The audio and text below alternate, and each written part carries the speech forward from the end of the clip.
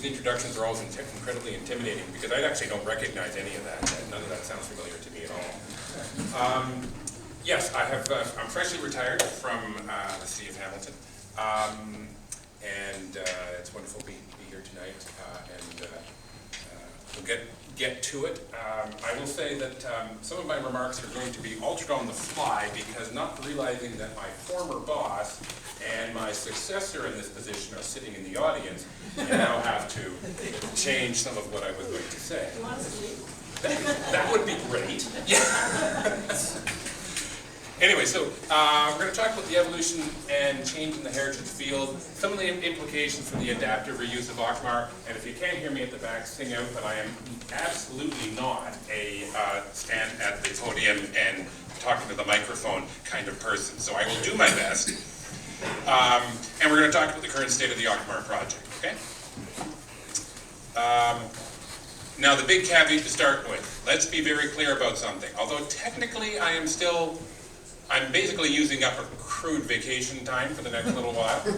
I am effectively retired. And for all intents and purposes, I'm over the wall. Warden says I get parole. We're gone. Hanging up the skates, slip in whatever metaphor you want. And so I'm speaking tonight as a private citizen. I'm not going to say anything that I wouldn't normally have said to any of you at any time. I've never had a problem with being blunt. But I'm going to say it probably in a slightly different way than I've ever said it before, because I'm no longer having to speak on behalf of the city. I'm speaking on my behalf. Okay. So every once in a while I'm going to say, well, that's not my call anymore. Bear that in mind. So nothing I say has anything to do with city policy, which was probably always true, actually. Anyway, I've had an opportunity to think a lot about, 38 years working in museums, and I've had, over the last little while, I've had a lot of chance to sort of reflect on it. And something I've talked about in some other venues, I've talked about the sort of transition in the field, in my transition. So I actually started out, that's a really interesting slide we've got there. What you can't see is actually my hometown. That's Westport, Ontario. I wasn't actually born in Westport, but that's where I spent my formative years. Some of you may know it. It's about 50 kilometers north of Kingston. But the slide is gibbled. Yeah, it's the same. Well, let's hang on a second. Let's see if any of the others are. If that's the only one that's been. Yeah, it looks like all the other ones are fine. They don't want people to move to Westport. It's nice the way it is. Yeah, it is. 630 inhabitants, if they're all home. At least it was when I lived there. Anyway, I got my first heritage job there, and actually what my job was to create learning education kits, outreach kits for the local school board. And it was on the history of the Rideau Canal. And it's 1981, and I'm actually kind of proud of some of it because it was on time, on budget. All the learning activities were based on the curriculum, and they had outcomes and objectives and all that kind of stuff. And there was even a primitive Gantt chart to go with it all. So we actually got, I didn't know what Gantt charts were, but anyway, and it was great. The only thing is that it was history of the Rideau Canal. And we never talked about the Indigenous people. Zero conversation about it. And that never came up in conversation, never came up in discussion, nobody we ever talked to ever. We basically sat down and put it together. No one ever said we should do something like that. 38 years ago, it was invisible. Okay, so the last thing that I was involved in before I retired was the closing event for an exhibit at Dundurn called Honoring Our Sisters, which was an exhibit at Dundurn on murdered and missing Indigenous women and girls. And that report, and also some of the murdered and missing Indigenous women and girls from the Hamilton area. And it was an exhibit that was set up actually in the dining room at Dundurn. It was extremely powerful. And it was done very much with local Indigenous groups and communities in the lead. We were supporters, we were the logistics people, but it was their exhibit, their story, their messaging. It was a remarkably powerful experience to be there for the exhibit and for the closing. And that's where our work in museums and heritage needs to get to. But over 38 years, that's the transition in the field. That we can go from something that was completely ignored and not even notice that we were ignoring it, to something like the exhibit that we did last November, or the event we did last November. So, different stories told in different ways. It's a big change in our field. It's less teaching people what we think they ought to know. We've done a lot of that. And much more working with people on sharing their stories and their perspectives. But it's not us telling the story, necessarily. I come back frequently in my work to quotations by Stephen Wheel. And everything that museums do, they must always remember the cornerstone on which the whole enterprise rests, to make a difference in people's lives. And ultimately, whether we're talking about a museum like the ROM, or we're talking about a historic site like Dundurn, or we're talking about an adaptive reuse like Auchmar, really what we're trying to do is make a difference in people's lives. Right? Have an impact on Hamilton Mountain, have an impact on Hamilton.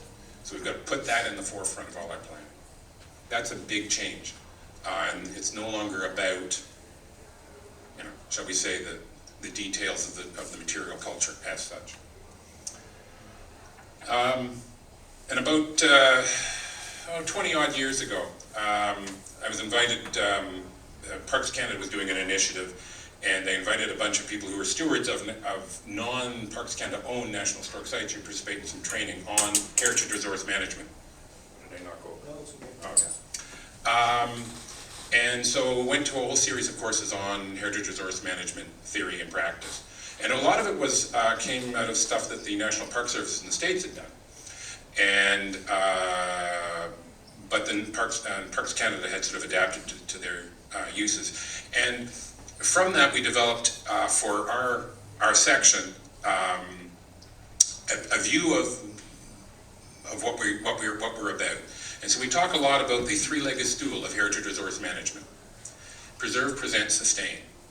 So heritage resource management is about preserving the resource, and that means research, investigation, study, testing, conservation, restoration, rehabilitation, and then presentation, which is communication, interpretation, research, exhibit, and then there's sustain. And sustain is actually a really important part of this. Sustain is about, obviously, economic sustainability, financial sustainability, and thank you for raising that point. And that's certainly a critical point. It's something that as an industry we haven't done a really good job at until fairly recently. But it's also community sustainability, so social sustainability and environmental sustainability. I often talk about if your community, if you're a museum steward and your community doesn't care for you, then you have no reason to exist. If they won't fight to keep you alive, you have no reason to exist.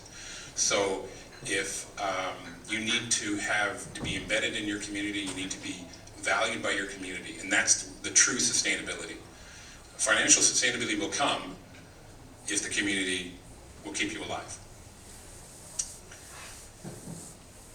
So one of the questions that comes out of that, in all three of those legs of the three-legged stool, is where exactly is the value? Where exactly does the value lie in Auchmar? Where is it, if it in fact exists in a tangible way, where exactly is it, and what exactly does it mean? And that's actually a surprisingly tough question to ask. Anyway, on to some lessons learned, and there is a point here, I will get to it. Some of you in this room may be old enough to remember a whole series of TV commercials by the Fram oil filter company. They were on like the Wide World of Sports or something like that. Anyway, so what happened is that you'd have a picture of a car in a garage, and a guy would roll up from underneath it and talk about how this guy was having to spend money on a whole new engine rebuild because he hadn't spent $1.29 on getting a Fram oil filter. So, and the logo, or rather the slogan to go with the ad was, "Pay me now or pay me later." And that's the Fram principle that we talk about a lot in our business. which is, if you think it's expensive now, wait 5 years. Picture down lower left is St. Mark's. So that project is going ahead now. It's probably going to be about a $3 million project to turn it into a community cultural hub. It is what we're doing is substantially, virtually the same as a proposal that was developed back when the city first acquired St. Mark's decades ago. The only difference is that the price tag back then of $450,000 was considered too expensive, so now we're going to spend $3 million. That's the Fram principle in action. I'm really, really, really proud of that project, bringing it forward. It's been as much of a challenge to bring to fruition as Auchmar has been, but we're almost there.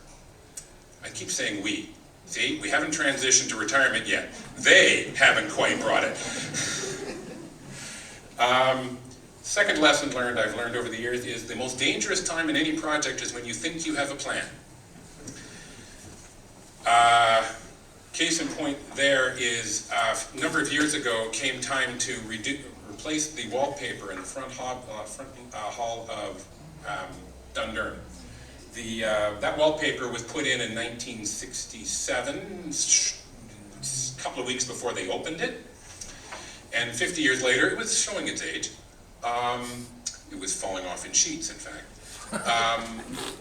So we got some capital money, we did some investigation, we were pretty sure the wallpaper wasn't authentic, we managed to prove that, and then we started to figure out, okay, you know, what was McNabb's version of this front hall like, figure that out. And we hired a consultant and did a major study on that, and we had it all figured out, and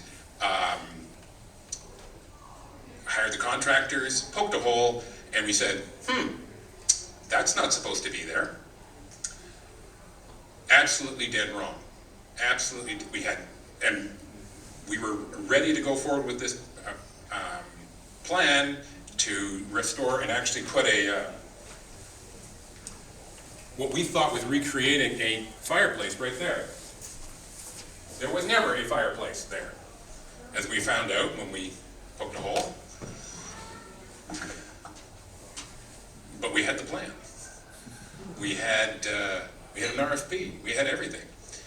That point, as I say, that was the most dangerous time, because the most dangerous time would have been, well, too bad, we're going ahead. No, we stepped back and learned an important lesson, which is best described by my grandfather, who would have said, gently, gently, softly, softly, catch the monkey. In other words, go forward when you know, which you know for certain. Go forward just as far as you have confidence. Gently, gently, softly, softly, catch the monkey. He was a Royal Navy, i.e. British Navy, chief petty officer, which meant he was actually a pretty serious piece of work. The other way to look at that is remain calm. Other lessons.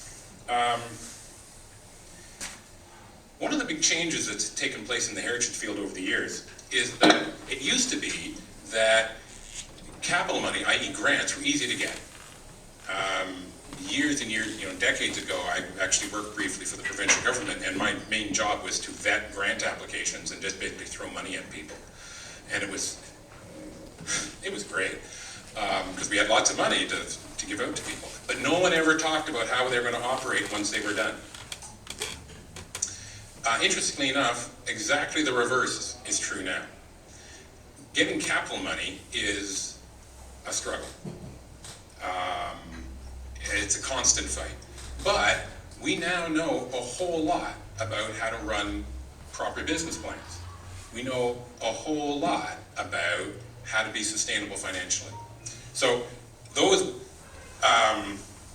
buildings you see there, those are our various adaptive reuse buildings that are in the portfolio, or in the portfolio now, in one form of development or another. There's one that's not shown there is St. Mark's, but it's because it's under construction. But taken as a whole, those adaptive reuse buildings, they're not museums, but they've been converted from their original purpose. They now do something different. those taken together, I'm confident, not having seen the final numbers for the year obviously, I'm confident that they will actually generate a net profit to the city this year. In other words, the cost to the taxpayer for the operation of those sites is less than zero.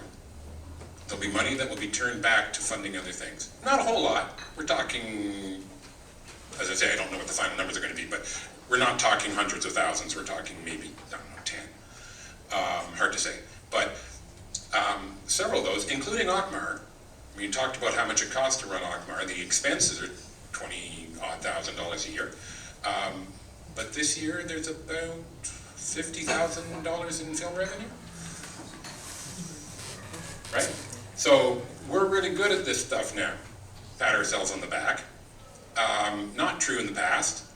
This is something we never thought, once again, starting out in this bit, you never thought about this. Now we think about it a lot. So when we put together a business plan for a place like Auchmar or St. Mark's, we've got a real track record of knowing how to do it and knowing what's going to work and what's not going to work. So it's very possible. I'm going to move through these very quickly because you guys mostly know this. We basically took over the operation more or less in 2008 from other, our section has been involved since 2008. We've done historic structure reports, we've done archaeological assessments, landscape study, well, it's not really a landscape study, it's a vegetation study, condition surveys. We've put a lot of money into stabilizing things like the roof and the chimneys, the foundation. We've done archaeology. We did a major stucco work a few years ago, windows, and the stone walls. There's a whole lot more stone wall to do. There's like 1,000 feet of stone wall on that property. And it's all like 8 feet high. So go ahead and do the arithmetic. That's an awful lot of stone. What the heck? Anyway, we've done well over, I'm going to say about 3/4 of the stone stone wall for the garden wall and around the coach house, but the sort of perimeter wall hasn't been touched, but someday. And it looks, and though I'm sure you'd go, it looks fabulous. So just as a quick reminder, council approved a proposed use concept, which actually I think Kerry you wrote, did you not? In 2012. Basically, they received and accepted the idea of 3 functions: public use, community use, and private use, as being the combined usage for Auchmar. And at that point, council directed staff to generate what they called an operations plan, which took a few years to put together. It was to detail the implications. What exactly do we mean by public use, and what exactly do we mean by community use, etc.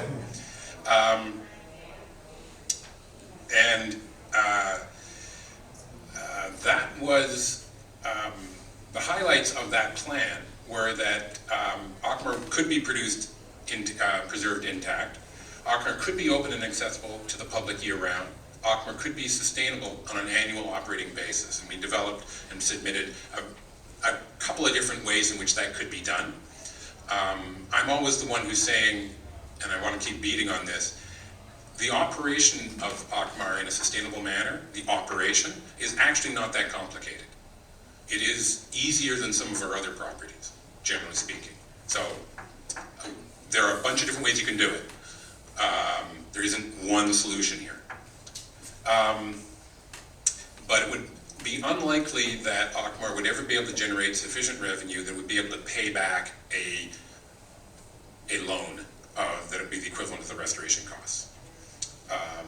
But year over year could be sustainable, and best case scenario, you'd have enough money that you'd be able to start a rainy day fund. You'd be able to do a reserve for major maintenance going forward. That was pretty clear from the numbers. So where are we now? Well, I won't go through the RHLI project. I think I admire their commitment. I admire their passion. It's unfortunate it didn't work out. A lot of different reasons for that. Won't get into that. But that certainly was a year where there was a lot of scrambling around, and they were doing their best. We'll skip over that part. So where are we now? The council received the operations plan, and reiterated the operational concept, operated those three functions, that they were committed to it.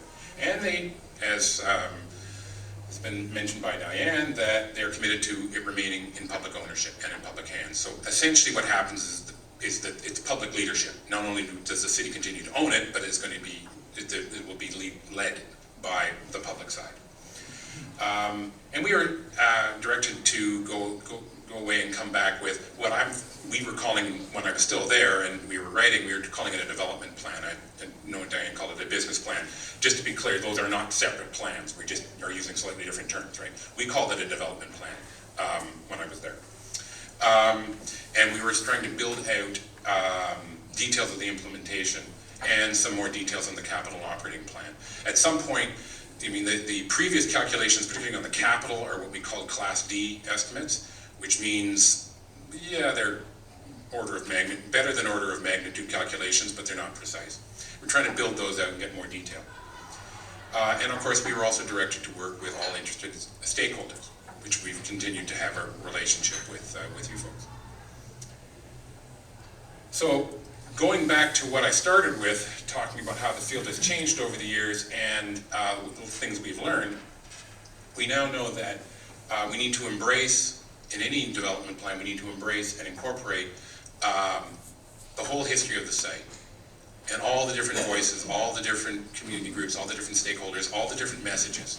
It's not going to be about one view or another view. It's going to be, has to be comprehensive. We have to find a space and a place at a time for all messages. Which means we have to work with the immediate neighborhood, yes. Continue to work with the RHLI, Sisters of Social Service, the Hamilton Mountain community and Hamilton Mountain Heritage. I see Bob Wilson at the back now. Local heritage groups, Indigenous communities, because they have a voice here, African Canadian communities, and what we typically call as a catch-all, and perhaps not the best way, silent voices, people who don't get to speak. We have to give them a chance. And of course the private sector as well, they'll have to have a role here. So we come back to that really surprisingly tough question. Where does the value lie? And what do we actually mean by value? Well, that's a really tricky one. And I've gone around and around and around on this a lot in my years on what we mean by value. But for the purposes of this development, it's really about what the community itself decides is meaningful.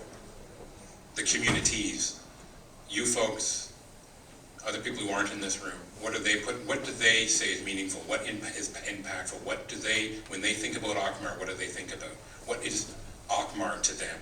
And how do we preserve and present and sustain that? That's where the value lies. All that is all well and good, but we also must always remember that the Ontario Heritage Trust easement is still in place. And the Ontario Heritage Trust easement is very, very precise and very, very detailed and very, very comprehensive. And it deals in things like interior finishes and exterior finishes and viewscapes and stone walls, etc., etc. So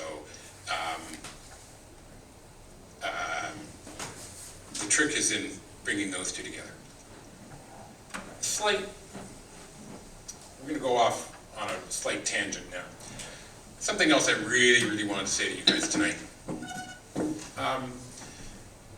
I hear a lot about how Auchmar is a white elephant and how it's a burden on the city and how it's in crisis and it's falling down. I'm sure I'm not the only person in this room who thinks, yeah, no. Auchmar is actually stable on the exterior, and the building envelope is fine. Nothing horrible is happening at Auchmar in terms of its decay right now. It's, as I've said, is not costing the corporation an enormous amount of money.